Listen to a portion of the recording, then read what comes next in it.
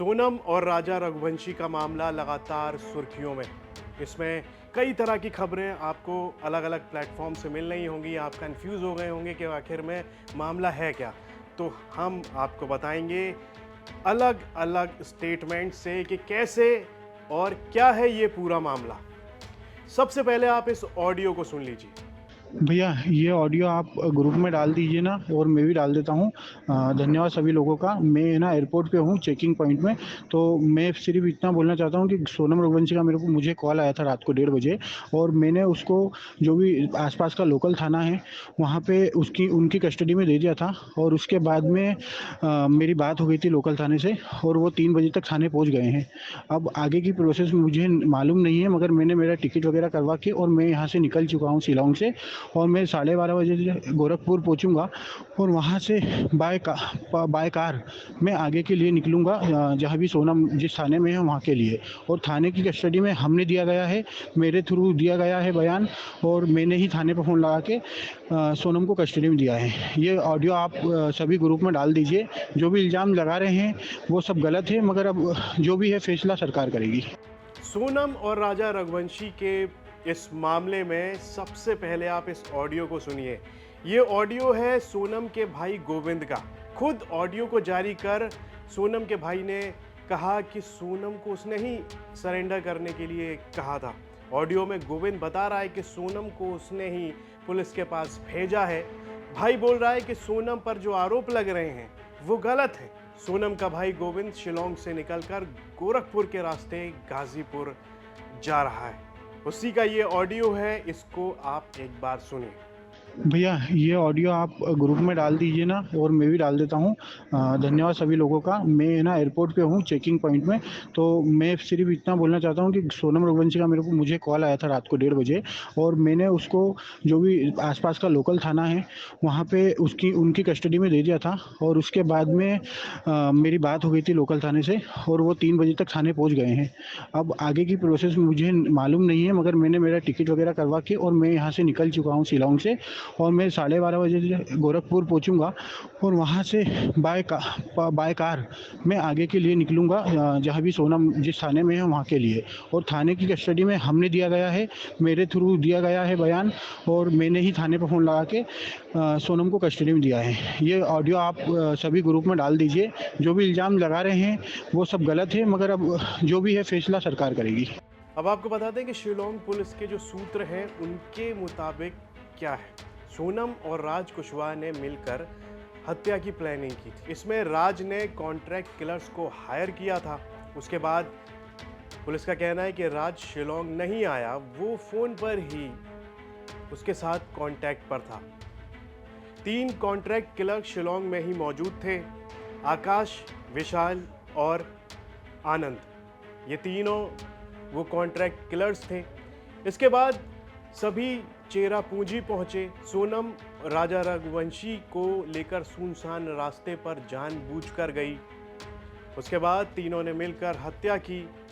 इसके बाद पुलिस सूत्रों का ये भी कहना है कि उसके बाद सभी आकाश, विशाल, आनंद और सोनम शिलोंग से गुवाहाटी गए। जिसके बाद गुवाहाटी में एक दिन उन्होंने स्टे किया, और फिर ये लोग एक बार फिर से वहां से निकल गए और अलग अलग हो गए।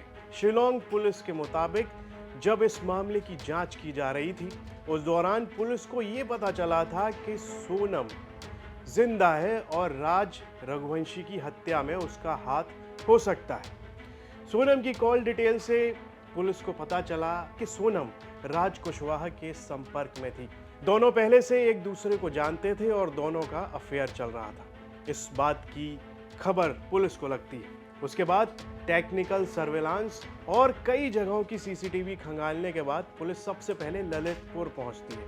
वहां से आकाश राजपूत को गिरफ्तार किया गया था। उसके बाद विशाल और राज कुशवाहा को इंदौर से गिरफ्तार किया गया।